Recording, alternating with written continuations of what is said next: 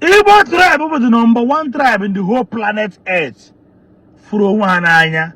Yes. Come on now, some 10-20%. Beef and maybe Branya for Nanya. Genti ndị Igbo na-ekwu okwu wee na-asị na ebe ọ bụ na ijere ifu onye Igbo na adịa ọ ga-efe ahụ ịfụnanya nwere n'etiti onwe anyị branch mezekọrọ n'egwu ihe afụ mmadụ isi ebe a Jpac bi n'efe je China nwe onye ọma ọgọda na-akwụgharị bife ịmalife na-emenụ ọgọdogwotoba ahịa. Now let us talk about entertainment. Yes. Because I don't want to deviate from what we are saying. Here they going to make entertainment. Whether is there any love in entertainment? Igbo entertainment section. Igbo entertainment section. Yes. We say yes. I want a 70% love. Ebe Igbo entertainment section no. Yes. Even if I want a 70% love, ebe Igbo entertainment no. The bigger ones want to help. Yes. They grow, want to help because Ofoyan Hatchum were aja. And Ofonye they want to help. Maranda had a help. Can you be able to bend down, mellow down, humble, butuo? Can we make any more negara? Because no one be butuo or we make any one naira. You would agree, no. If I don't say that flavor I have money, nothing I have money. Oh, when you made a you a way. Ibru everything about you. Where you may bend down. If they can be able to come to a podcast, he has to change. I don't agree. I don't encourage you. Don't help anybody. Help the barabo, and I can help Ruby. But here now, you're the upcomers here.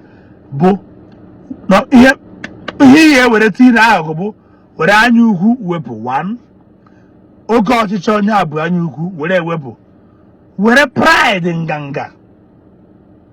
In a good way, I'm a Tatanam, I'm a Tatana money, only with I'm a Tatanam, give on Aguma, able, upcoming hip hop artist. Is there a TikTok? Maybe TikTok.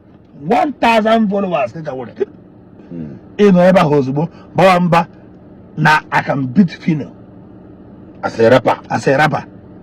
Ibo Koma, I can beat Fino. Agma, even if Nick is the talented, he can rap more than Fino. If it didn't make publicly. Only when people say, na, can I rap combat? I'm a Fino. All goes that way.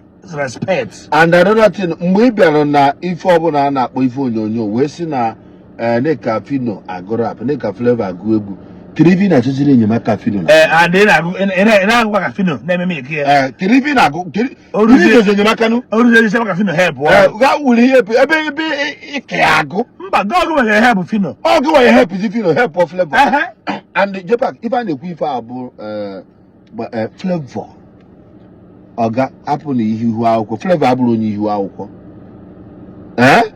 Flavor has done a lot as far as Igbo is concerned. Kambu na eziokwu ụdị ebe ifere a na-eme na family nwa amụta ụmụ na-asụ ha Igbo. Flavor is one of the artists, even not the artist with Fino, maintain nụrụ ndị ebe anyị ka na-asụ Igbo abroad. Ọkwa Flavor bụ egwu Igbo wee ji obodo Igbo. Ọkwa Fino Kaburap Igbo, nya asụsụ Igbo wee ji obodo Igbo. Ndị ọcha na-agụ ewepụ Flavor na Fino Jpac ka ngwa gị eziokwu otu ọbụla gị nọ anyị na-asụsụ Igbo. Ọ ya na-eme anyị ifele isi Igbo. Mana because na Flavor and the Fino has taken Igbo globally. Ndị ọcha na-asụ Igbo. Ndị ọcha agụ egwu Igbo ndị ọcha so na-agụ. Ema kema ndị China na-agụ 1, 2, 3, 4 ọhụ merie ije nigo China. Iwu onye nkụzi all due to him go and let's learn this language. Because Ganunti Ndabunde Flavor na Fino Wunde as far as Igbo is concerned. Kabu de Zogo. If you try to Flavor na Fino, Wama Jai, it was a word. Hama Jai in entertainment, Makatuka Naga. I want Flavor na Fino, when I won entertainment, Nigeria. Ndibala pay, won't pay. And when a Flavor would the only artist. Igbo language we je O2 Arena London. Where but Bright Chimezie? Legendary. Or a help, Legendary. Over told us I shall help no what. I don't have with the help.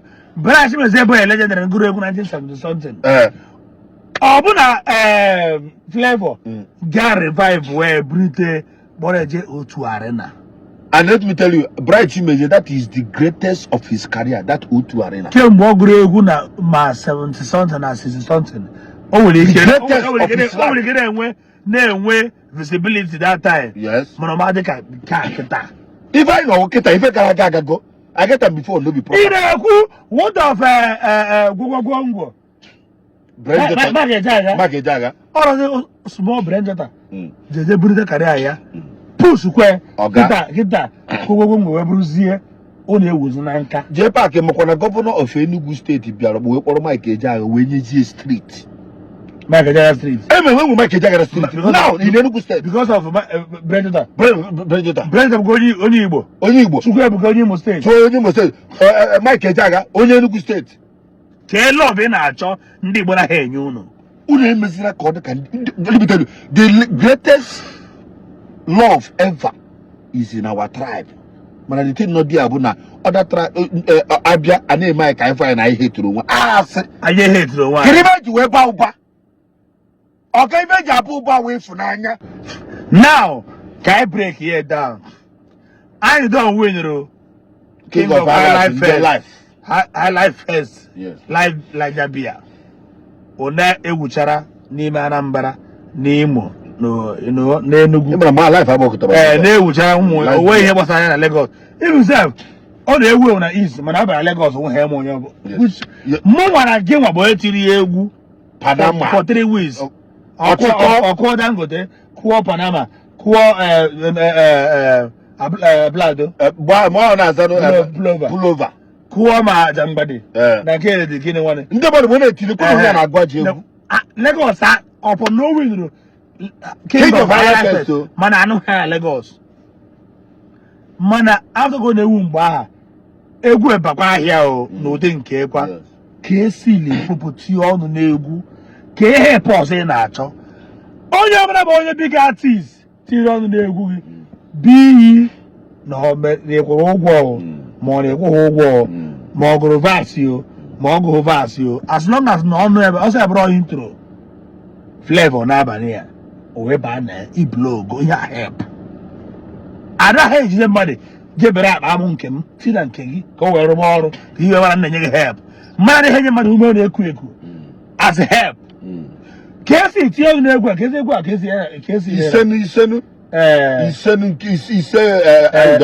yes. On your way, we are also with the flavor with the Casey or Wetawa or Saroko. I don't remember where mana. Negu was a Gaba Global. Almost in the Niger. Egu Saroko. It is a said them by you. Let me tell you, Emana a superstar can revive a superstar. Yeah, one.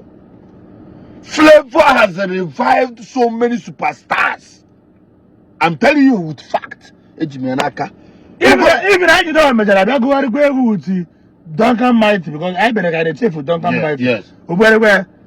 And Duncan Mighty, I go back at the because I'm never like the Diego. Because you don't come out or the I give a center of the point. Gente, Flavor, so many superstars all revive with their career. Chidema win project film. They may my yes, it's on with the voice. But not Flavor number 10 entertainment.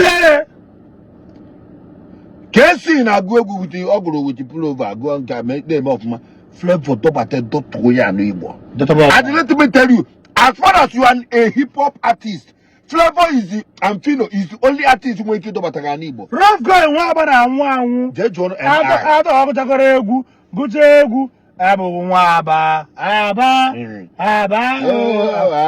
Feed up those born in the man 30. Get me half 40. I did go more okay, Moon went to God. And others. In a group, in I say, how many of you Monana or am I? mana ọ na-egwu egwu na Lagos. Africa rapper #1. All Flavor doturu ya Am I a microphone magician? All Everybody be doing okay. Money bro. That glory saying the able. Am I a microphone magician? Nyegu. As a rapper. Without that cross, am I a gua my gaga? That draw Jpac can do rap go river rap na egwu. You ma the rap. Okwaso da. Okwaso back to Flavor ka ịma. Mere se sir. Level. Aba mi hagro. Can you that cross Can you say testimony? Run town. Wa ai. Run town unu ma. Give a testimony. Onya go ja adum ka ji kwu eziokwu. Yes. I ma egwu run town. Give me shit. Baby girl. I ma run town. Run town egwu ono na record label. I ma Fino. Wonyo wojere egwu Fino gete say na egwu awo hit. People run town say na he didn't believe in this music. My people Fino say this is a hit. Small support from production. Onye no na record label Jpac. Fino no his own record label. Kwori ugweji we make video. Kedu love for the natch. Mba na-eme na eche food meje Fino Flavor bro de meje bupute kwe. Che na ogu Flavor che. Imana Fino tiri ọnụ na egwu odumeje. Enu be egwu a. Egwu zara ọkụ. Ihe anyị na-ekwu abụrụ ife ọzọ bụ na ndị Igbo lọvụrụ onwe ha. Igbo love themselves more than any Ihe anyị na-ekwu bụ dozi ụmụ idiot na-aka ọsọrọ problem ebe ndị Igbo nọ. Bụ anya ukwu. Ị ga-afụ onye na-agụrụ apụta ịgba agụ egwu ịpụta n'ihu Flavor n'ihu Fino ị na-asị na egbe eze egwu like one idiot. Ama mma akpọ obodo ebe o si wee bịa mụ na Ghana jere ọrụ MC anyị ka si etie maziri si etie onye mmacha si etie akpọ ya bịa gụọ egwu nọ n'ihu ndị ahụ owube ha abọm ọ gara agụ egwu Morocco na egwu Ọsadebe. Isi ife o ji anata ego egwu aya ka egwu ike mmaziri na egwu Chijioke ji anata ego na steeti ebedesi n'ebe eze egwu ọ nebe akwụbe nwe na ọ bụ eze egwu mara ọgọdọ na akpọ n'ala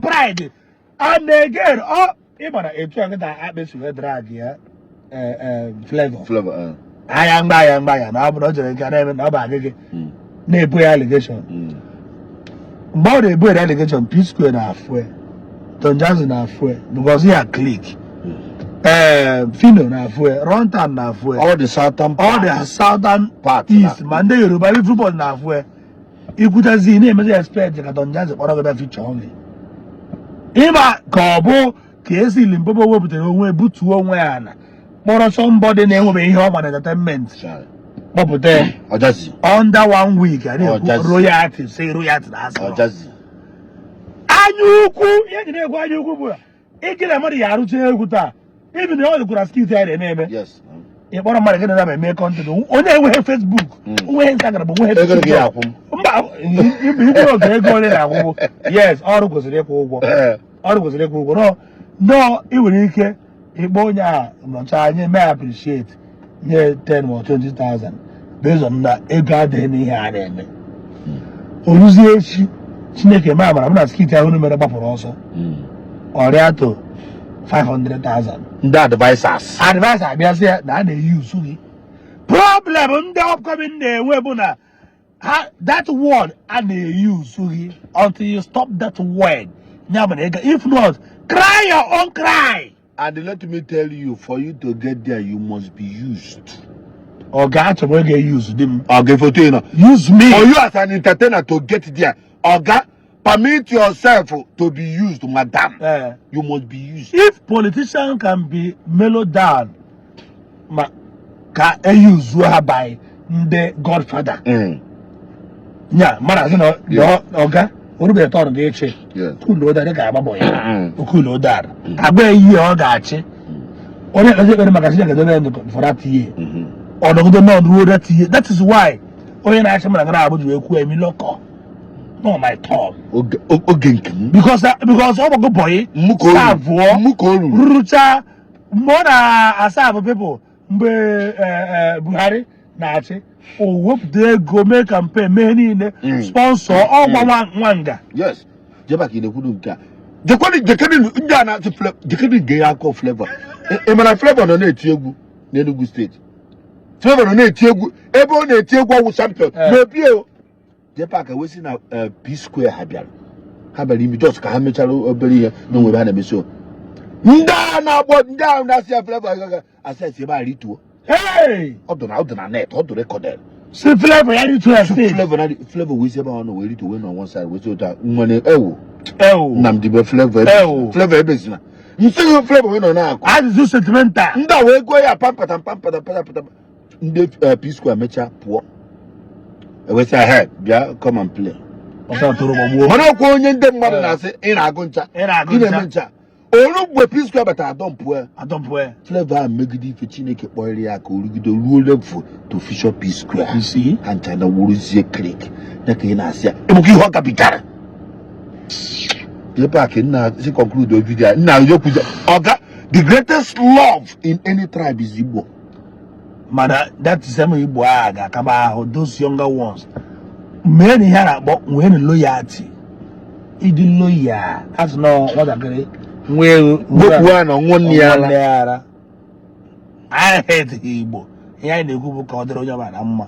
Mana loyalty must be there number one. And the two because all in entertainment.